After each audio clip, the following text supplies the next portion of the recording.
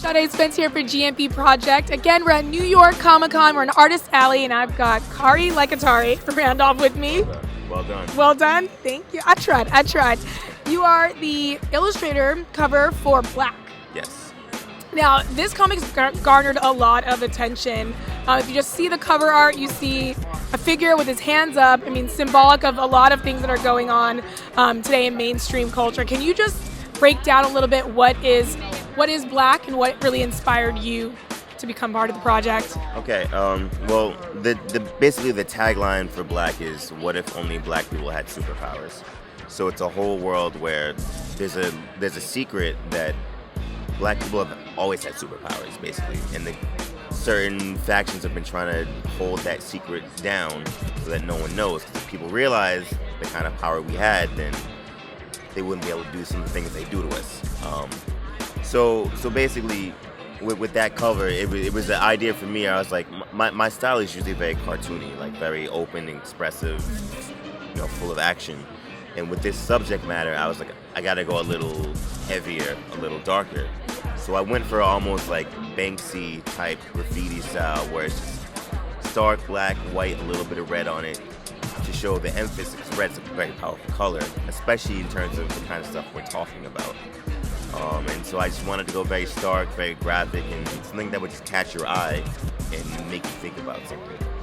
Yeah, and for this project, are you hoping it kind of just spreads awareness about what's going on in culture? Do you want people to kind of start a conversation? What is kind of your reason for getting involved with a project like this? What are you hoping comes out of it as well? I mean, I would say it's all of the above. I mean, at the end of the day, we just want to tell a good story, like a quality story that anyone can read, not just like Black people, or I want it to be a book that all people will appreciate, but there should be a dialogue about what we're talking about. Like every cover that I'm doing for this book is based on a theme that relates to Black people on some level, and everyone is designed to make you think about something, to have a conversation.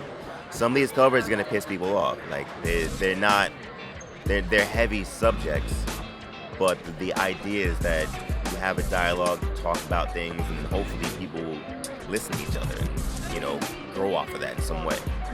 So even just breaking it down even more, can you tell us a little bit about what the first cover and the first issue entails about the subject wearing the reddish black sweater with the shadows? Can you tell us a little bit more about that character and what's really happening on the ground level in the comic book? So the main character is a young teenager named Kareem. And in the first couple pages, this is no spoiler because this is basically the premise. The premise, yeah. Him and his friends they wind up in an altercation with the cops. They run, they get shot up. And then you cut to the next scene and he wakes up and he's still alive. So the question is, how does this kid survive getting shot up by the cops? And he wakes up into this whole new world of when he realizes, like, things are not what you've seen. There's an older guy who's just like, listen, here's what's really going on, and he kind of ushers him. It's kind of like a Matrix type thing where he ushers him into, here's what's been going on the entire time that you didn't even know what's happening. So it's kind of like a Matrix meets X-Men deal, and there's some wire type things happening here and there. It's pretty ill. Yeah, it sounds sick. You've got all these different elements of like popular shows and tying it all into, what's a very important subject matter today. But also on a lighter note, what do you think, people can also take away aside from just like the heaviness of it? I'm sure there's got to be something lighter within the comic. At the end of the day, it's still a book about people with superpowers. Like, that can't be forgotten, that it's still fantasy, and while it's grounded in a certain subject matter, like, it's still a fun book about a kid who can like survive being shot up or jump off a building and he's not a scratch on him. Like, it's still a fantasy book, and it's not all super heavy all the time. It's just we take it some places where you're like, oh damn, y'all are going there. Like there's that, but also like we have fun with it. Like, it's still a superhero book. Awesome, great. And you did mention there are there's going to be different covers that you're illustrating, and they each represent different. Are they going to actually represent different events that we've seen, basically, in the past few years involving police brutality. There's a lot of stuff with like incarceration, oppression, just everything is. A lot of the stuff is. It may not reflect what's exactly in the book at the time. It's more about the overall theme.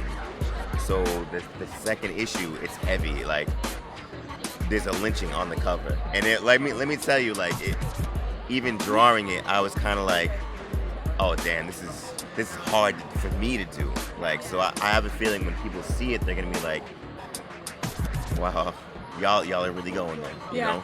But when it comes to the covers, do you collaborate with someone else on the idea that you want to put on the cover, or is it kind of like, we trust you, you're gifted, go with what you feel, and we'll just see it later type deal? Generally, Kwanja will leave it very open and be like, all right, this issue is about mass incarceration.